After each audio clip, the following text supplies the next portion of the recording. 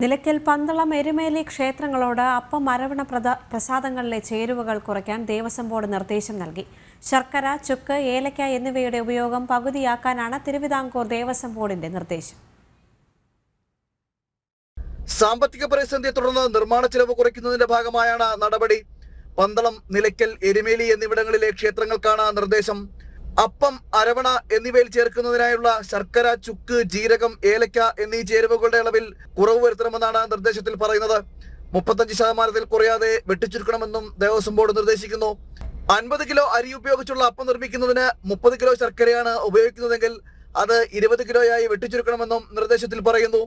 ശബരിമലയിൽ സന്നിധാനത്ത് പ്രസാദത്തിന് ഉപയോഗിക്കുന്നതിൽ നിന്നും പകുതിയായി കുറയ്ക്കാനാണ് നിർദ്ദേശം.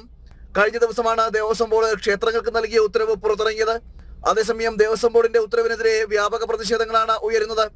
ഭക്തർ പുണ്യമായി കരുതുന്ന പ്രസാദത്തിൽ ഗണ്യമായ തോതിൽ ചേരുവകൾ വെട്ടിച്ചുരുക്കുന്നത് ഗുണനിലവാരത്തെ ബാധിക്കും എന്നാണ് വിമർശനം. ദേവസ്വം ബോർഡിന്റേത് ഭക്തരോടുള്ള വെല്ലുവിളിയെന്നും വിമർശനമുണ്ട്. ജനം, തിരുവനന്തപുരം.